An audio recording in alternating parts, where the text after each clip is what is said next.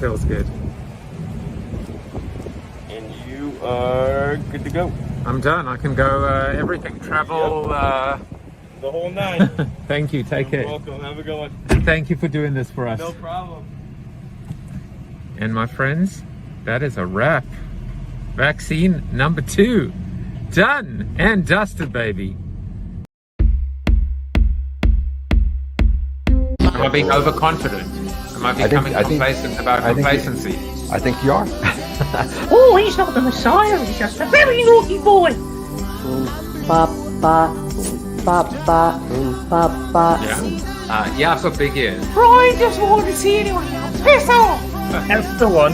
Because you literally complete me, and we complete each other. You've obviously encountered discrimination in your own life by virtue of being Australian.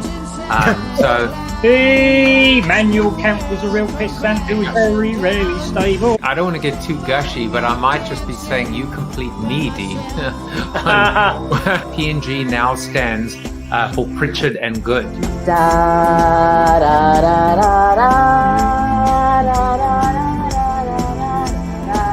Branding is not a bad blind date. Look at you! You are insane! How did I do that? You're How did I do insane! that? You're insane!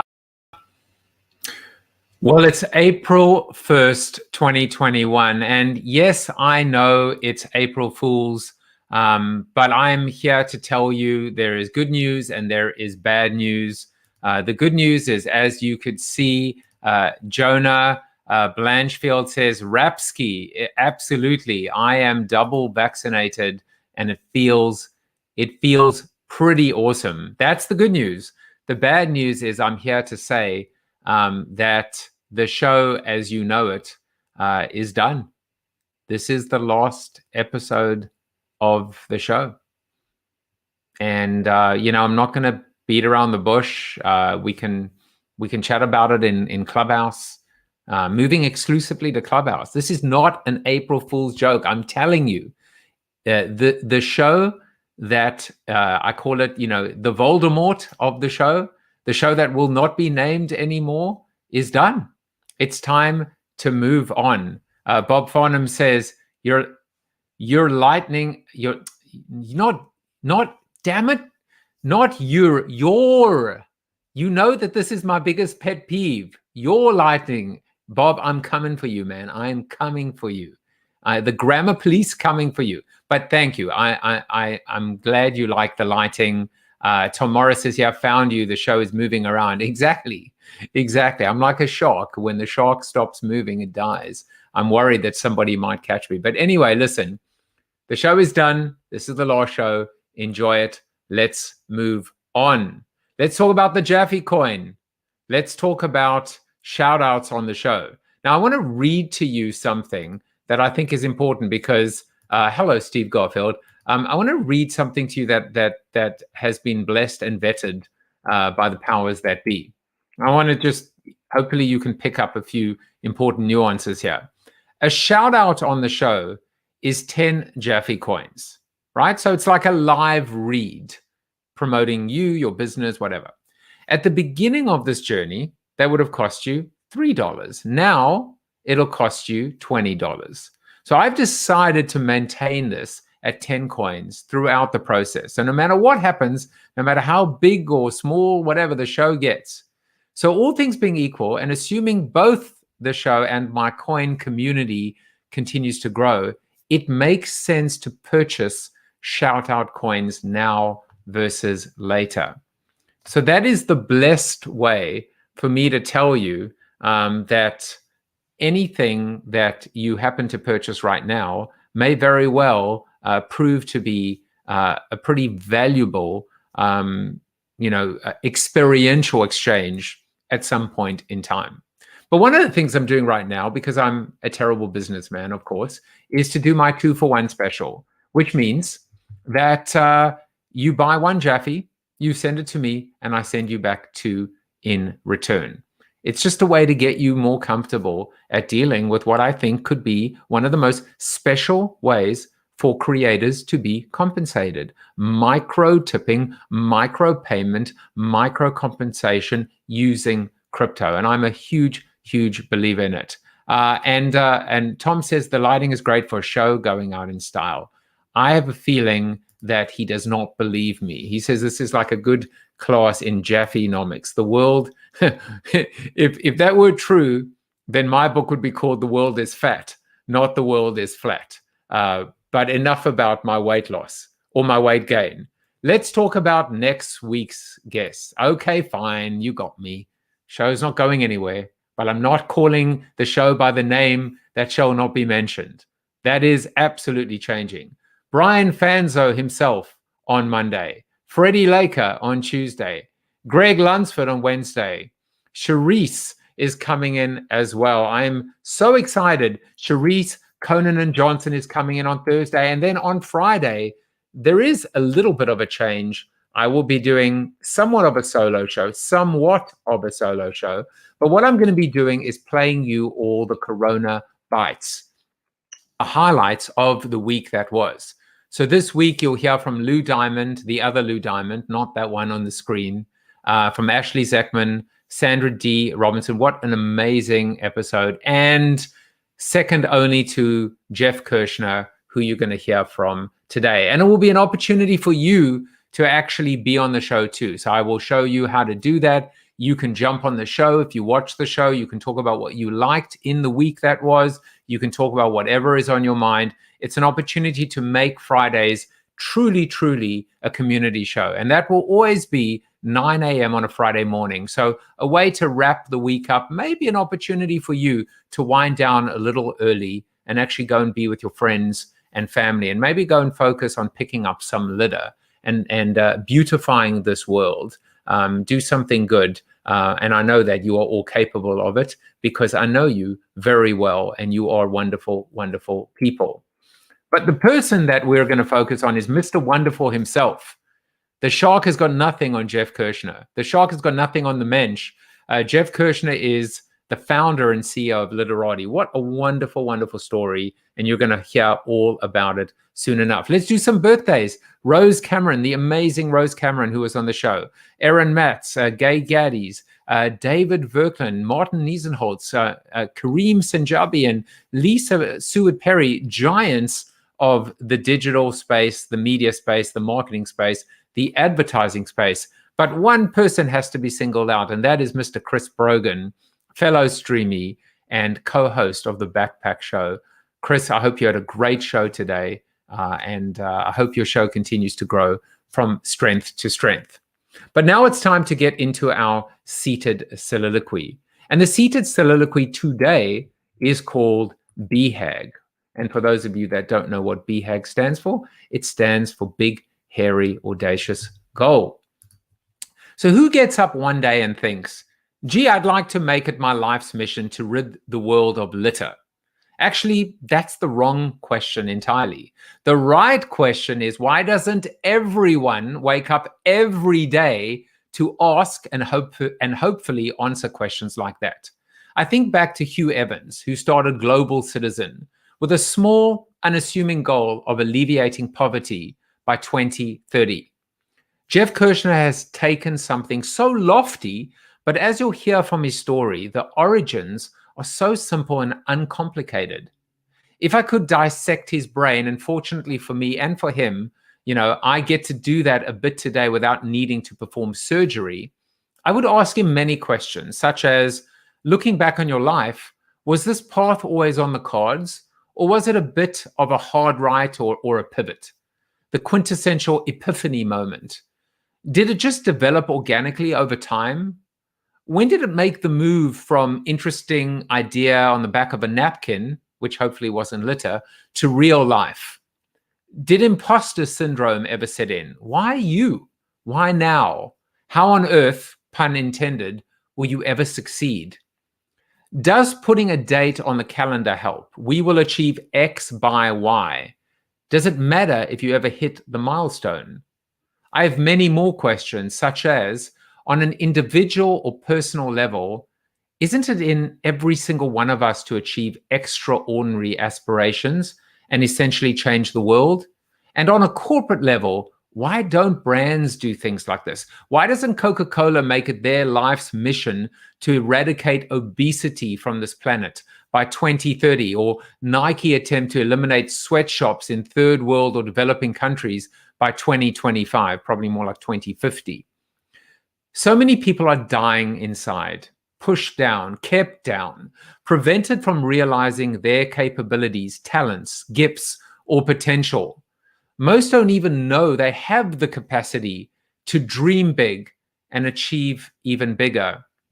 Jeff Kirschner is a human metaphor for the power of curiosity and unfettered ability to change the world. And in case you missed it, his bold, hairy, audacious goal of thinking big is actually achieved in quite the opposite way, by acting small, really small.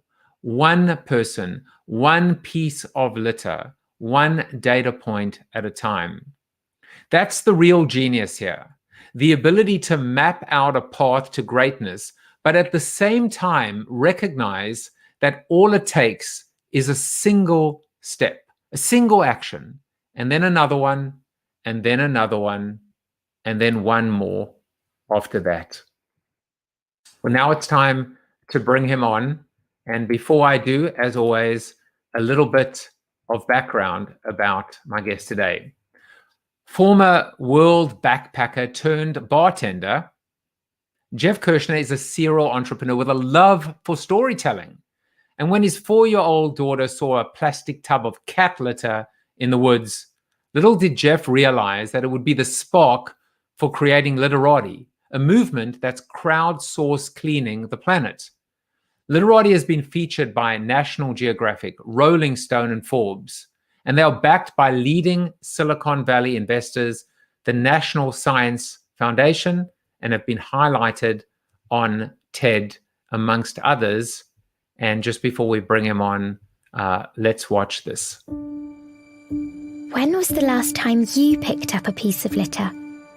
What difference would it make? This tiny decision can mean more than you think. One turns into many, and many turns into more than you could ever imagine. It can create change. A community of people cleaning the planet, one piece at a time. What are you going to do? Welcome to the show, Jeff. Joseph, thank you for having me. I am just super excited to talk to you. There is so much to talk about. You know, I get very excited when I'm in the company of vision and a visionary, and that big, hairy, audacious goal. And as I said in my soliloquy, I don't understand why more people don't do this, and maybe we can talk about that a little bit later. But I said I would embarrass you, so I hope I already have embarrassed you a little bit by gushing over you, and I meant every single word of it. But you know, before we get into the actual content, let's dig a little bit deeper and find out about some fun, interesting, weird, and today I have to tell you some sordid facts about you. Are you ready? I am, and I'll tell you, you embarrassed me out of the gates being juxtaposed next to Lou Diamond Phillips. I mean, those are big shoes to fill. I mean, Lou Diamond Phillips wishes he could be you. I have him. He's texting me as we speak, you know, asking for an introduction. So this is what we found out about you when we sent our investigators into the field. Well, you've already revealed the fact that you were a backpacker and a bartender. And I guess, you know, what I love about these fun facts is they reveal a lot about the person I'm talking to, but more importantly, everything is connected and everything is interconnected. So what did this experience, backpacking around the world and bartending, how did that, you know, create the man that you are today, and influence you in your life's journey? Well, to start with the bartending, and I certainly may not have had the social skills of Mr. Tom Cruise, but I could flip a bottle or two. And I think, one of the lessons learned while bartending was just how to deal with many different requests all at once and how to find calm amidst chaos. In fact, one of the greatest pieces of entrepreneurial advice I ever received was when I was bar backing. And for those people that don't know what a bar back is, it's the person that ensures that the bartender has all the cups and glasses and things they need. So we're in this club and it's rather crazy. And this bartender in absolute calm turns to me and just says, "You need to know what I need before I know I need it." And that's a piece of advice that has lasted with me for 20 years, because I think the entrepreneurial spirit is very much that notion, that concept of we need to know what the world needs before the world knows it needs it. And that's really some of the key lessons I took out of bartending. And just the ability to really converse with people in a way that was clear and concise and compelling. It does help to have a lot of liquor behind you that people want at. That's a good one. But it was a great experience. I mean, already there is a phenomenal insight, right? Which is this idea of ingenuity, intuition, being proactive. And I mean, this is already probably the most valuable lesson that any aspiring wannabe entrepreneur would need to learn. I have to tell you, in my limited hiring career, having small little boutiques in my past, everyone that I tried and did hire told me that they were self-starters, that they were proactive, that they acted independently, and nobody did. Nobody did. Everybody loves to still be that employee type, be told what to do, be spoon-fed. But occasionally you find someone, as you said, that can anticipate the next step. And there you go. It traces all the way back to bartending. It really does. And, there is, I don't want to say it's easy, but there is an ease to being told what to do, right? You sometimes don't need to make decisions, because deciding can be very, it can be very difficult and fuel a lot of anxiety. And I think people who take initiative have to be willing to, dance with fear and face adversity on a day-to-day basis. When you're, not necessarily the one making the decisions, you can just kind of toe the line and do what you're told. I'm not taking away from that, but it's a different mentality altogether. No, I completely agree with that. And maybe the way, even when I look back and I think about the last year and what so many of us have gone through, I think the best way, I'll use two analogies. One is walking on a tightrope without a safety net, and the other one is riding a bike. Now, the irony, of course, is I'm really good on my Peloton, but I actually have never learned how to ride a bike. So theoretically, the whole point is when there is forward motion and movement, everything is great. But the moment that you stop, the moment that you pause, the moment that you hesitate, the moment that you look down or even look back, that's when you fall or fail or falter. And so the dancing with fear part is a great analogy, but you got to keep dancing, because the moment you stop is when you kind of tap out. Yeah, that's right. It's never ending. And yet one of the tricks I find is, while you must keep moving forward, and progress and momentum are so critical, you do have to find time to reflect, because that's where you learn a lot of the key lessons that may change your course of action going forward. Well, I was wondering if maybe one of those opportunities that you reflected is, you can't make this up. You know exactly what's coming, or you should know what's coming, yeah. which is you were once naked in a hot tub with Rodney Dangerfield. Would you believe that we actually have a photo of that? I would. And can you believe it? I mean, can you believe we were able to find this photo? It's insane. But my apologies with all the progress we've made in the world in terms of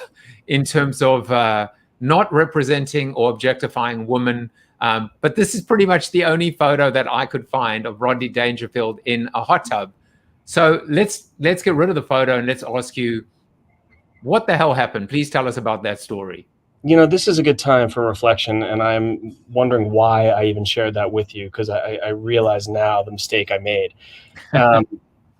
The story is rather fun. I was in a gym in Atlantic City at the age of maybe 12 or 13. I had gone down with my parents and decided to take a little soak in a hot tub. And I hear the pitter-patter steps of a lumbering older man on a scale. And then all I hear is, "No way." And I turn around, and sure enough, that is one Rodney Dangerfield, butt naked, not happy with the readout of the weight. And before I knew it, he and I are sitting in this hot tub. And that was probably my most embarrassing moment of all time. So when he was like saying, "No way, I can't get a little respect," when he was saying "no way," he was really saying, "No way, I got to meet Jeff Kirschner," right? Okay, that's exactly the way it went down. Yeah. All right, so now we will get away from the ridiculous and we will focus on the sublime, because what we're here today to talk about is this incredible story of Litterati. So, by the way, guys, go seek out the TED Talk. It's amazing. I always marvel at people giving TED Talks because they just, every word is so perfect, so deliberate. They look so comfortable. I think there's almost something about the red carpet that just turns everyone into, it's like watching poetry. I loved your TED Talk, but what I'm going to love even more, and what people will love even more, is for you to tell the story, the origin story, if you will, of Litterati. And if I can just ask you to add one thing in, is start off by saying, which you don't reveal in the TED Talk. Who was Jeff Kirschner, BL, before Litterati, before the story with your daughter? Joseph, the truth is I've sort of slalomed through life. I was not one of those people that knew exactly what I wanted to do, nor how to do it. Before Litterati, I was working on a screenplay. And it was a story that I had heard that just took me both heart and head. And I said, this is a story I want to tell. And I had started my career as a writer in advertising, working for a fairly well-known firm named Chiat Day, big advertising agency that you're familiar with a lot of the work they've done, every Apple ad as an example. By the way, I worked for Chiat Day, and it was actually Jay Chiat. Jay Chiat was the guy who said, let's see how big we get before we suck, before we go bad. So just small world as well. Indeed. And one of the things you learn at a place like Chiat Day is the art of story and how you blend that with brand. This particular story was something that was absolutely fantastic. And so that's what I was working on. And prior to that story, I had built 2 other mobile startups. I'm not an engineer. I can't write a line of code. But I've always really enjoyed trying to dream of what's possible and then make that possibility a reality by bringing others around. So I was working on a script right before Litterati and decided to take a walk in the woods with my 2 little kids. They were 4 and 2 at the time. And they noticed a plastic tub of cat litter lying in a creek. And my daughter looked at me and said, "Daddy, that doesn't go there." And that was it. It was an eye-opening moment. Here I am living in the Bay Area, a place known for being environmentally progressive. And yet everywhere I looked, there was trash. And so when she said that, it reminded me of when I was a kid. I used to go to camp upstate New York at a place called Brant Lake. And the camp director would often say, "Quick, everybody go pick up 5 pieces of trash." So you get a couple hundred kids, each picking up a few pieces. Within a few minutes, the camp is spotless. And I thought, why not apply that crowd cleaning process to the entire planet? And that was the inspiration for starting Litterati. All right, so crowd cleaning, it's a brilliant concept, right? It's the wisdom of crowds meets crowdsourcing in the sharing economy. You put them all together, and you've coined a phenomenal term, which is crowd cleaning. And I love the personal story, the summer camp, the fact that all these moments in your life came together. But what makes you decide to essentially quit your day job? Or maybe you didn't. Maybe you actually started to do it on the side. What came next? Yeah, what came next was a little bit weird. So I photographed a cigarette butt using Instagram. And I would love to tell you that there was some big idea at the time or some BHAG. There wasn't. I just did it. And then I took another photo and another photo. And I noticed a couple of things happening to me personally. The first was litter became artistic simply because of Instagram. And because it became artistic, it became approachable. So that bottle cap that I typically would walk over or not notice suddenly became a photo opportunity. The second thing I noticed was that at the end of a week, I had 50 or 60 photos on my phone, and I had picked up every single piece I had shot. And I realized that the same way, you know, people are measuring the steps they walk, the miles they ride, the calories they consume, I was measuring the positive impact I was having on the planet.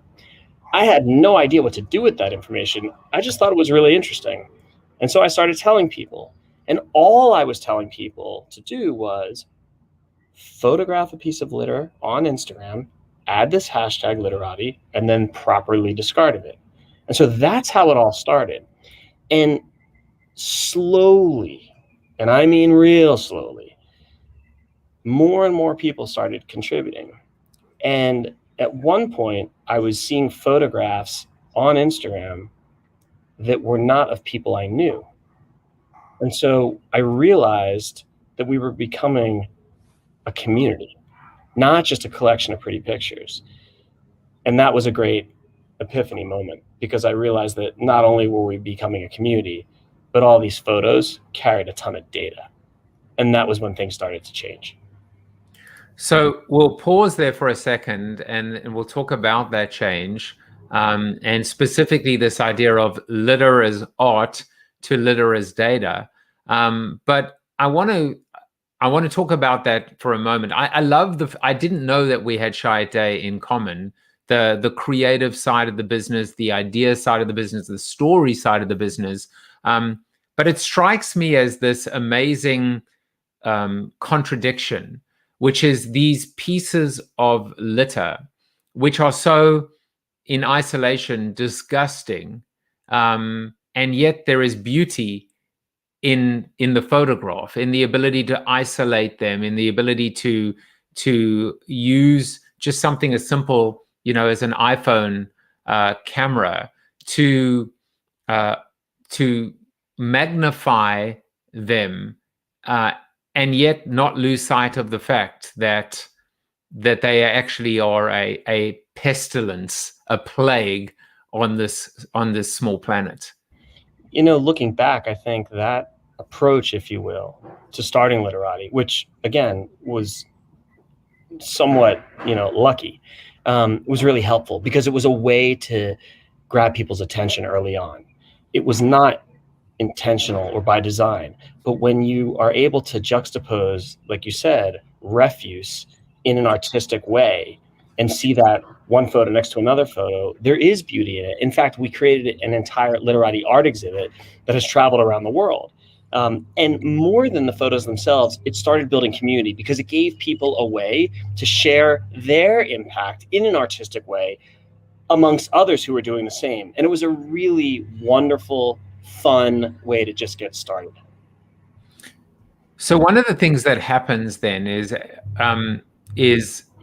and we're going to talk about your TED Talk, right? We're going to talk about the curious case of the cigarette butt.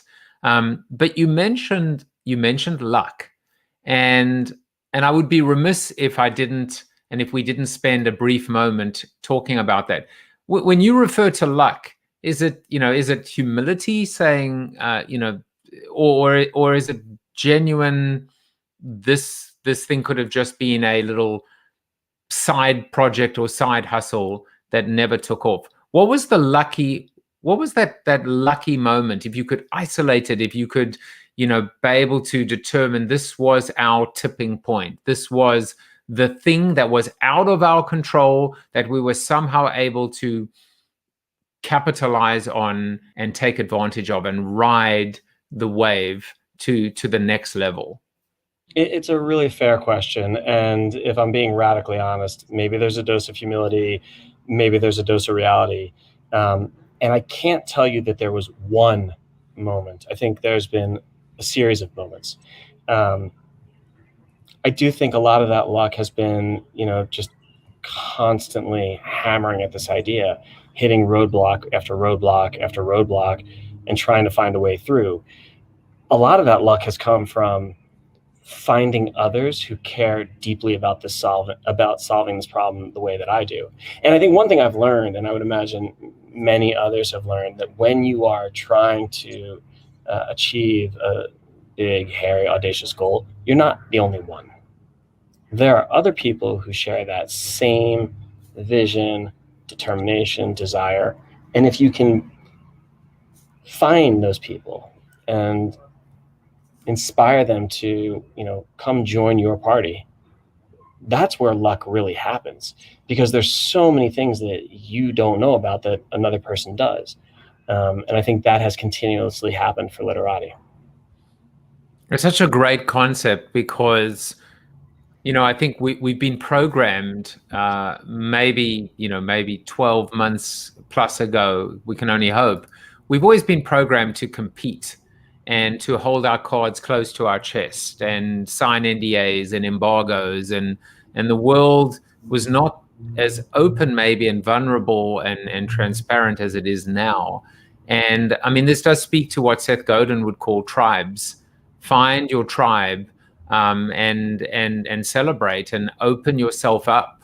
And of course, what you said is the serendipity that comes from being around like-minded people, because they inspire one another and they bring out the best in one another. And maybe that became your catalyst for success. I think you're right. And, I'm a big fan of Seth's as well. And another thing that he talks about is be remarkable. In other words, do something that is worthy of being remarked about. So I do believe that one of the lucky aspects of Litterati is that this is something that everybody understands. This is a simple yet complex problem, but it's easy to understand.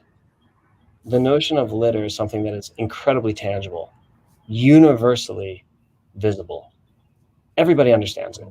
And we've tried to bring a very simple solution as well. And so I think when you have that level of complexity from the problem set, but you're able to introduce a simple yet sophisticated way to really fix it, and you do so in a way that is remarkable, that can often be the recipe for success, or at least getting from, the foundation of an idea to the first step of traction. You have to execute. You have to continue to build the team and build the product and have a clear vision that may change over time, but that you keep, to your earlier point, marching towards and learn and iterate as you go. So we got a few comments from our resident philosopher, Tom Morris, and he said, the world is to be a big invitation to collaboration. But then he also said, the physics of our universe as a rolling cosmos of energy gives us a constant stream, a turning wheel, a kaleidoscope of serendipity, kismet, insight, and luck. I guess what he's trying to say is simple as powerful. I think you're right. And Tom, one of my biggest inspirations is a gentleman named Tom Robbins, a well-known author. And I think you write very similar to Tom. This idea is simple as powerful is so important. And I think some of the places that we often fall down at Litterati is making things too complicated. Even in our word choice of how we talk about things on the website, in our notifications that we send out on the Litterati mobile application, we have to constantly reflect and say, how can we make things even simpler? So we'll talk about your, and Tom says he loves Tom Robbins, not to be confused with Tim Robbins or Tony Robbins, but this is Tom Robbins. You spoke about the simplicity of the idea and how with size, with scale, with age, again, thinking of the corporation, thinking of the organization, we tend to just, insert as opposed to take away obstacles. Do you feel, so you've changed, right? You've evolved, and you've given your very real struggle, the ongoing challenge of staying with the core, right? Never getting away from that prime directive. But you've gone from an amazing litter as art This is mind-blowing for me, because you've got from litter as art to litter as data. You actually went from the right brain to the left brain. Talk about a pivot. You've made this transition from art to science, and that is kind of insanely awesome. So I would love for you to talk about, it's another part of your TED Talk, but the story, the curious case of the cigarette butt. You know, Joseph, you said something that I've never considered before, and it's that transition from one side of the brain to the other, and I think you're absolutely right. So let me go back to where I left off. So it's at a time, call it 2014, where I am trying to push this idea of using Instagram to clean the planet. And by the way, that was a provocative statement that would often, you know, invite others to just ask, well, what do you mean you're using Instagram to clean the planet? How are you doing that? That's somewhat remarkable. We got quite a bit of press off of that. But it also brought up a really big challenge, which is once the community started growing and once we started understanding that every one of these photos had a ton of data. In other words, we were able to look at a photograph and understand who took a picture of what, where, and when, because people were adding hashtags like that's a plastic Starbucks cup. There's a geotag with every photo, a timestamp. But it was all on somebody else's platform, Instagram's. And so the challenge at the time was, how do we think about this for the long term? And how do we begin to introduce a user experience that is aligned with where we ultimately want to go and ultimately see the problem being solved? Instagram was a great starting point, but then came a time where we said, okay, we need to build our own application. And so that's exactly what we did right about the time that I became a resident at TED. And the challenge there was, how do you pivot your communication and your technology to say, look, we know we've been telling you to do this this whole time, use Instagram, use Instagram, use Instagram. Now we're telling you to use our own app. And here's why that's a superior experience. Not an easy decision for us to make, but we had to go through that pain. The cigarette case you're referring to was right at the point where we were making that transition. I got a call from the city of San Francisco, specifically the Department of Environment. And the city said, we want to understand the percentage of cigarette litter all around San Francisco. And they had created a tax on all cigarette sales, 20 cents. And they were being sued by the tobacco industry, who claimed that pencils and clipboards, which was the way the city had collected data, pencils and clipboards weren't precise, they weren't provable. And so the tobacco industry was suing the city. So the city came to me and said, hey, we heard about Litterati and your technology. Can you help us identify the percentage of cigarette litter? And at the time, our technology was literally my Instagram account. And this was another moment where I had to go all in and say, yes, we can. And so we did. And 5 days and 5,000 pieces later, we were able to provide the city with the data that they were looking for, which not only defended that 20-cent tax, but doubled it. And it now creates about $4 million a year that goes right into the city's coffers to keep the city clean. And I think the lesson learned there was, we didn't have a technology. We didn't have some methodology, protocol, something that was really well baked. We had an idea, and we had something that worked. It may have been tied together with bamboo and duct tape, but it worked. And so that data, because everything was evidence-based, the simplicity of a photograph, which has been the common theme throughout Litterati's history, was able to do exactly what the city wanted and really elevate us to that next level. It's amazing how, you know, you still stayed true to that origin, you know, the visual nature of litter, right? Whether it was your daughter's eyes or the frame of an iPhone or a mobile, you know, a mobile device. But this led to, and there's one more thing that I have to say, which is this idea. I mean, it's a big focus of mine. You know, the idea of moving from being a tenant to a landlord, right?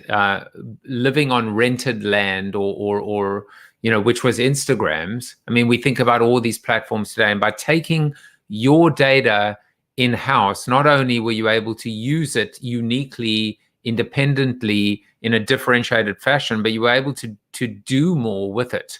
And I think there's a huge, powerful lesson for so many companies that are right now leveraging a platform that offers a short-term gain, but ultimately offering long-term pain, which is the inability to be an alchemist with all that data. And that's what you did.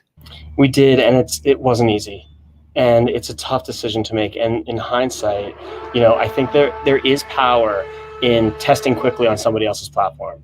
If you have an idea and you don't necessarily have the resources, whether they're time, capital, or human capital, to really build your own, test it. There's less risk, less time it takes to get something off the ground, and you'll learn quickly.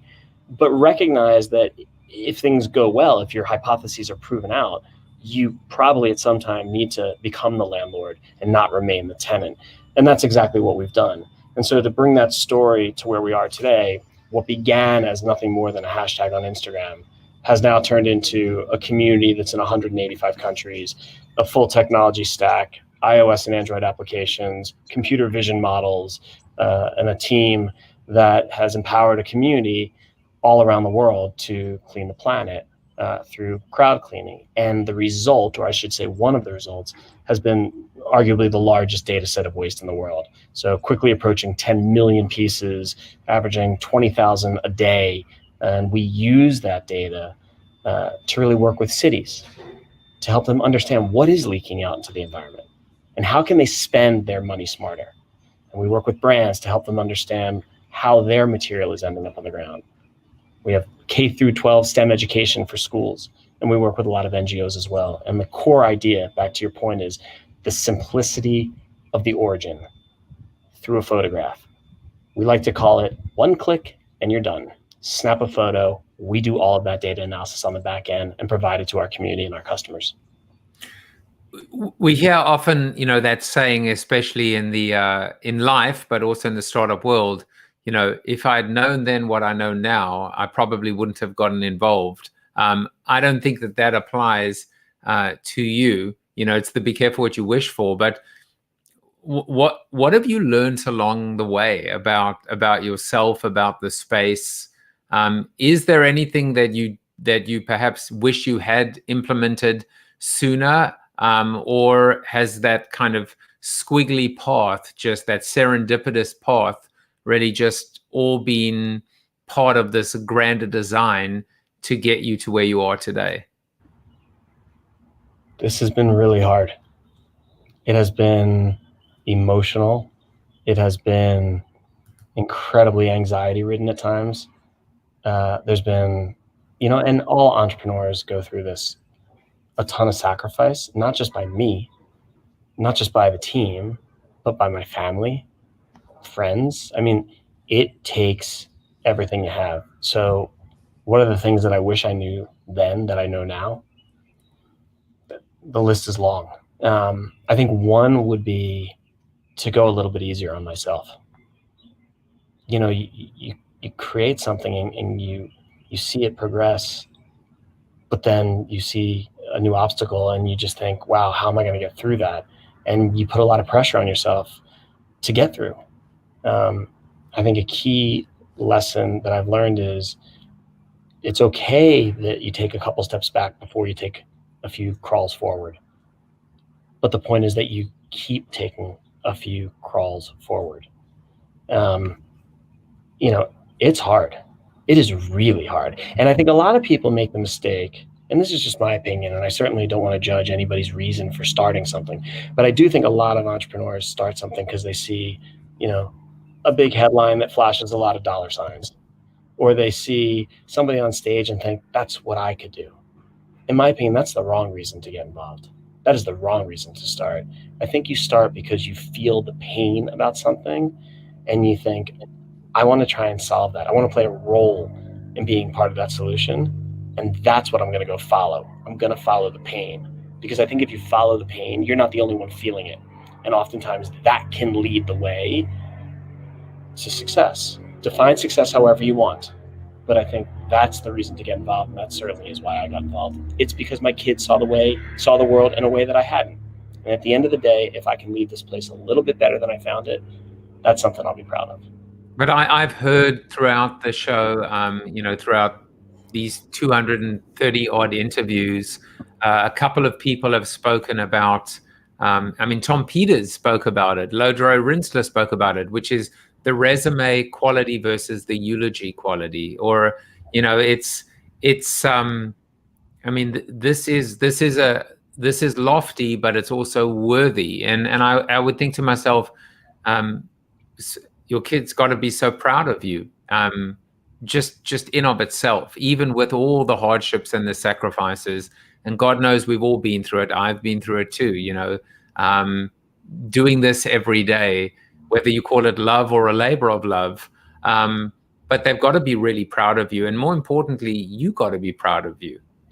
I would love to tell you that my kids are proud of me, but the fact of the matter is that when I said, hey, I'm going to speak to Joseph JAFFE, and they said, about what? And I said, Litterati. They both said, again. So I think there's a little bit of, they're still adolescents, and, they get it, but they don't fully comprehend. And hopefully at some point they will, because it is for them. And not just my kids, but, the generations that come after us. As for me, and I bet a lot of entrepreneurs have this, yeah, I'm proud, but I see a lot of more work to do. And I'm not sure that I will ever be able to just say, Joseph, I feel a sense of accomplishment, because I think that I am, stuck, if you will, with that feeling of, yeah, but we can get a little bit further. There's still another mountain to climb. That's the constant push, I think, that I and many others have. Well, look, first of all, let's just be very clear. If you said you were talking to Charlie D'Amelio about Litterati, that would be like, my dad is the coolest. Coolest thing ever. So I'm working on getting her on, and when I do, I'm going to have you essentially Zoom bomb or stream bomb us. But I certainly have the same thing. It strikes me, talk about kindred spirits, that entrepreneurs need a little bit of ego boosting at time by others, and that I feel is my role. That is my, this is my jobs to be done. This was my job today, is to be in the presence of someone who is head down, picking up litter literally and figuratively, and be able to say like how in awe I am of what you've created from the age liberated or self-liberated from the agency world. No knock on the agencies, the agency world, but in terms of what you've created, it's just really exciting. And also this aspect of the concept of jobs to be done, right? It's like it's never being satisfied. Everything you've said is the true hallmark of what an entrepreneur is. It's that that restlessness, it's the curiosity, it's the never being satisfied, but it's also being in it for the right reasons. And I think that, the weeding out of the quick fix, the get rich quick, that's not what an entrepreneur is about. That's just being a huckster. Yeah, I agree. And look, I appreciate your comment about what, I started, but the truth is it's not about me. It's about we. We together can solve this problem. And I see my role as a small one in just bringing people together to build a platform that empowers others to make an impact. That is really how I see my role in this story. And to your other point about, entrepreneurs and the restlessness, it comes at a cost, right? I think if we're going to be really honest with each other, it comes at a cost. Whether it's, you're not able to even just mentally relax on a Friday night and get lost in a book because you're thinking about the next product release or the accounting meeting that you have on Monday, or the fact that you've said yes to someone on your team for a 7 a.m. Saturday meeting because that was the only time you both had available. It comes at a cost. The question is, do you feel a sense of reward? Do you feel that greater purpose? And I think a key element is knowing your why. Like, why are you doing this? Not what, not how, but why? Because if you don't have that, if you don't have your North Star, it becomes really hard. At the end of the day, it's a lot easier to get up for a purpose than just a paycheck. Tom says, I love the insight about building a platform. We easily forget the structures that are needed to leverage people's actions. It's a great point, and I think as Litterati grows, that's, we've evolved from a hashtag to an app to a platform, and that platform enables cities to understand what's leaking into their environment, to their streets, to their beaches, to their playground. It empowers people to feel like they're part of something bigger than themselves. And I'm excited by where we're headed. But Tom's point is spot on. Building that platform is critical to the success of where we go. So as we wind down, I would love to. By the way, Anne Bowman says, I like this man. He is an amazing human. Love his comments about the sacrifices his family made for him. So I just wanted to share that with you. I'd love to get a sense in the time we have left to talk about where Litterati is heading. What does the future hold for the company, for the platform, for the product? And then I'll ask you about a couple more very specific, hairy, audacious goals. Yeah, and let me just say, Anne, thank you for that. It means a lot to me, because the truth is, my wife has sacrificed a tremendous amount. Like, even the amount of anxiety-ridden conversations I've had with her late at night. This is a problem. That's a problem. How are we going to figure this out? What does it mean for our family? There's a ripple effect. It can be both. When things go well, it can be positive, and when things are challenging, it can be negative. But I appreciate your comment. So where are we headed? We are here to empower other people to be part of this bigger solution. And what's interesting, Joseph, is that, when you look at today's environmental problems, and I mean the big ones, let's take climate change as an example, people feel overwhelmed. They feel sometimes hopeless. Like, okay, I can be a vegan. I can take public transportation. I know those are things I can do to help mitigate global warming. But at the end of the day, when I see that polar ice cap melting on a video, I don't know what action I can take. So I think part of the role of Litterati is to bring that level of inspiration to the best of our ability, so that people go from feeling hopeless to part of a community and empowered. I'm not in it alone, right? The bottle cap that I pick up in Las Vegas and the same bottle cap that somebody picks up in Laos or Lithuania, those are all the same action for the greater good. So how does our platform build that sense of community and empowerment? I think that's key, and that's exactly where we're headed. One of the things we've learned from our community and from our customers is that, we work with, as I mentioned, schools and NGOs and corporates and cities. But cities is really becoming a key focal area for us. Why? Because they feel the pain. They're the ones paying for this, spending billions of dollars every year just to clean up.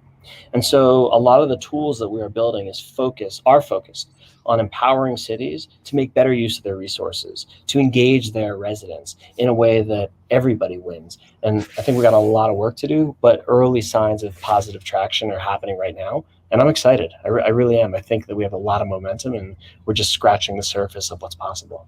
I love it. From hopeless to helpful, the challenge of looking at the woes, the challenges of the world, saying, who am I? How can I make a difference? I even said it in the soliloquy, from, you thinking about imposter syndrome and why me. But this still gets down to the most elegant, eloquent, and succinct idea of how do you eradicate and save the world from litter? And the answer is one piece at a time. It's as simple as that. Yeah, the question I was going to ask you was about, there are some cities that are, and even countries, I think of India, that are certainly, much loftier challenges as well. How are you tackling some of the more difficult environments in cities? Yeah, it's a great question. We're actually running several programs in India right now, and they are pilots. And this is separate from the general community in India. We were speaking with somebody in Kerala who said, we don't have a litter problem, we have a waste problem. And so right now we're running several pilots with the specific intention of understanding the role of data in identifying what is leaking and identifying the state or lack thereof of an infrastructure. Meaning, are there sufficient recycling bins, trash cans, facilities to handle all of the waste that is in that environment? And it is a tough problem. But we're learning quickly. And as you know, as an early stage startup, I think that is the thing you want to do most of all, is learn fast, so that you don't waste your time and your resources on a road that might not lead to where you want to head. But India, places like Indonesia, even places like Manhattan, these are tough, tricky, big, hairy, audacious problems that we need to figure out how to solve. And we're just getting started. I always have a quote in every episode that is connected to my guest in some way, shape, or form, and this is your quote for today. Do your little bit of good where you are. It's those little bits of good put together that overwhelm the world. And do you have any idea who said that? None, but I'll tell you my favorite quote.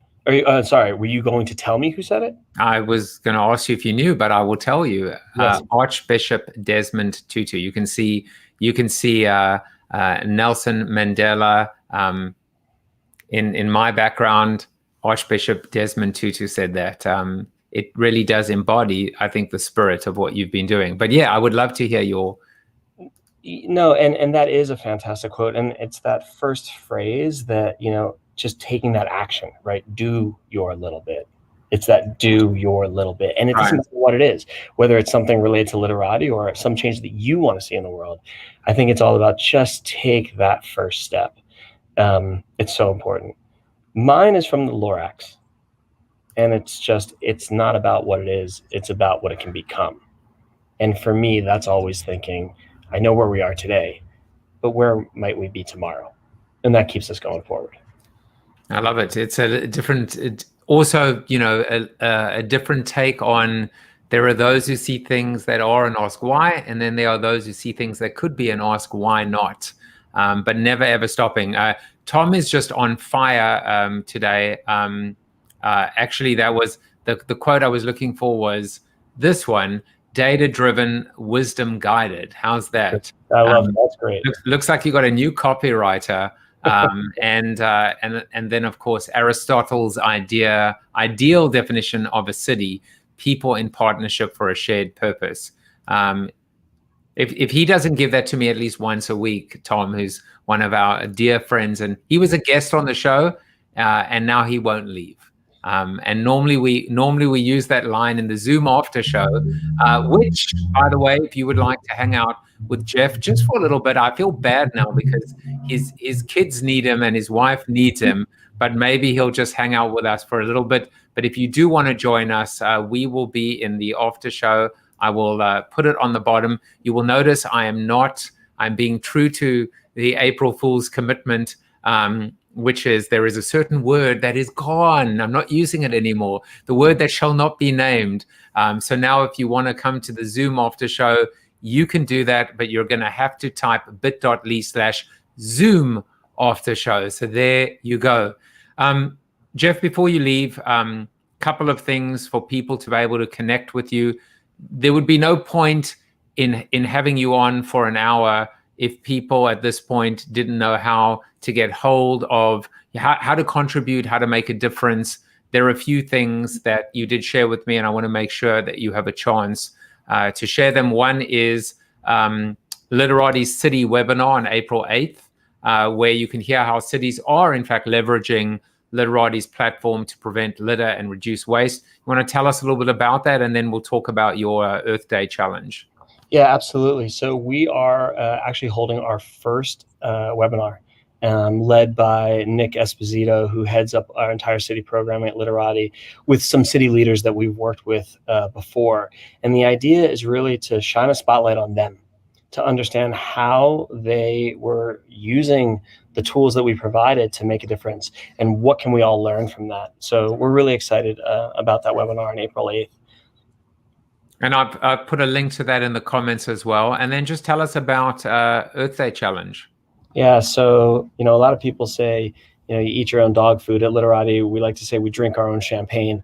And so in the Litterati mobile application, which is free for anybody to download, iOS or Android, you can instantly become part of this community and part of the solution. There are what are known as challenges, and anybody can create one. We decided we would create one in honor of Earth Day and for all of Earth Month. So it starts today. And you don't even have to register for the app. You can just join with this code, Earth 2021. Or if you're already part of the community, you can enter that code in the challenges section of the application and be part of this community that is trying to pick up, I think it's 100,000 pieces is our goal between now and April 30th. And I'm pretty confident we're going to make it. So we invite everybody to join us on that challenge. I'm going to set a goal myself of taking the kids and heading down to Campo Beach or somewhere or one of the parks and playing our part in this. It's big. It's not so hairy. It is not even audacious. It's lofty. It's worthy. It's a goal. And I want to join as well. If you want to find out more about Litterati, you can do that at litterati.org. This is the story of going from hopeless to helpful, to bring cloud cleaning to life, where litter as art became litter as data. You can connect with Jeff on LinkedIn and follow Litterati on Instagram, on Twitter. Download the app, more importantly. Jeff Kirschner, guest number 229. It's been an absolute honor to spend time with you today, and I'm looking forward to a few more moments with you in the Zoom after show. Joseph, thanks so much for allowing me to share the story. I really appreciate it. You're welcome, and if you've watched the show before, you know what's coming next. It is your vote of approval or not, which of course, a bit of a no-brainer. You are Chuck Norris approved. There you go. And I will see you guys tomorrow at 9 a.m. for our first Breakfast the Week That Was episode. Take care, everyone. Bye-bye. Thank you for watching the show about hope, positivity, optimism, and if there's time left over, a little bit of marketing with your host, multiple author, and global keynote speaker, Joseph Jaffe. If you like the show, tell a friend or two. Please subscribe to the show, and if you want to get inside news, previews of upcoming guests, and much more, visit josephjaffe.com/subscribe to sign up for the show's newsletter. And despite the best ministrations of your wife, you still look ugly.